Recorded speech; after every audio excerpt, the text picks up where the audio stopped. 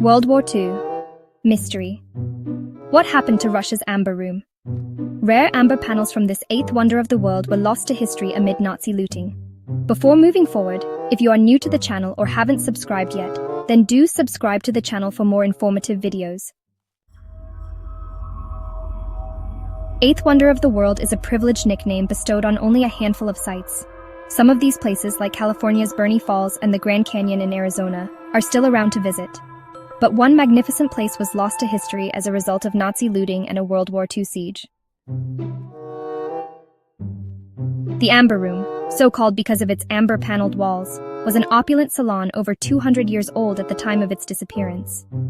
Nobody knows for sure what happened to its precious walls and treasures, but some continue to search for its contents.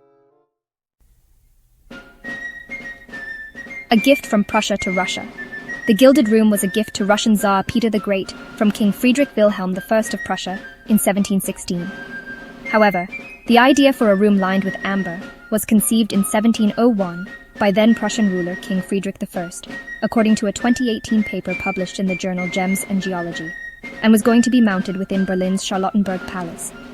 The intent was to challenge the splendor of France's palace at Versailles.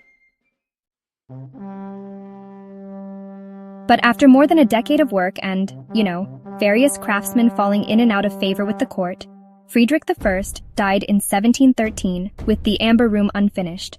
His successor, King Friedrich Wilhelm I, really resented the whole garish project and actually shipped the materials to the Berlin Armory. It wasn't until 1716, when Peter the Great visited the Prussian court, that Friedrich Wilhelm I offered the amber panels as a sort of strategic gift, hoping to solidify a diplomatic alliance in amber. The room then became part of the Catherine Palace, which is located in the imperial village Tsarskoye Selo, meaning Tsar's village, just outside of St. Petersburg. The amber panels that adorned the walls were made from fossilized tree rosin, specifically from the giant Baltic pine, also called Pinus succinifera. But honestly, the room wasn't completed until 1745, which was 20 years after Peter's death. By that point, it had already been moved from palace to palace in Russia, all in search of a permanent home. The room's details were honestly just breathtaking. 12 amber panels lined the high walls, creating this golden glow that seemed to come from within. 18 rectangular mirrored columns separated these panels, and intricate gilded cornices, decorated with carved wreaths and coated in gold foil, hung above each one. Faux amber mosaics were actually painted above the true amber, and the decor, like mounted gilded figurines, carved reliefs and candelabras, covered the imitations, making the whole room feel, absolutely magical. It's such an extraordinary work of art, as William Brumfield, a professor of Slavic studies at Tulane University, puts it. German art, by the way. He points out that the Kingdom of Prussia was a German state from 1701 to 1918, and it played a significant role in creating a unified Germany. The fact that Germans created the Amber Room was likely one reason why the Nazis pilfered it, according to Brumfield. 1941. Nazi forces stripped the Amber Room. Indeed, the Amber Room had been included in the Kummel Report. This list, which was devised by German art historian Otto Kummel at the behest of German propaganda master Joseph Goebbels, enumerated German-made artworks to be returned to the Aryan Empire.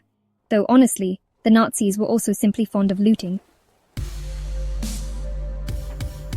In the summer of 1941, 3 million Nazis invaded the Soviet Union. By September, the army had reached Catherine Palace. According to a 2018 paper published in the journal Gems and Geology, the army detached the amber panels and other fabulous trimmings within 36 hours. The once glamorous gift was reduced to 27 crates, all shipped by rail to the German city of Königsberg, then the capital of the Kingdom of Prussia, in a nod to the Amber Room's origin. Once in Königsberg, the room was reassembled and displayed in the city's castle. Was the amber destroyed in bombings? Well, in 1943, the Nazis dismantled and stowed the room's contents once again, as British and American bombers attacked the city. The amber panels were last seen on January 12, 1945, by a German museum director. Brumfield believes that the amber panels were destroyed in the bombing. Amber, has a relatively low melting point, Brumfield says. fires, or any sort of heat could simply destroy it. Amber's melting point is between 392 and 716 degrees Fahrenheit, or 200 and 380 degrees Celsius. But some people continue to search for the room's bounty.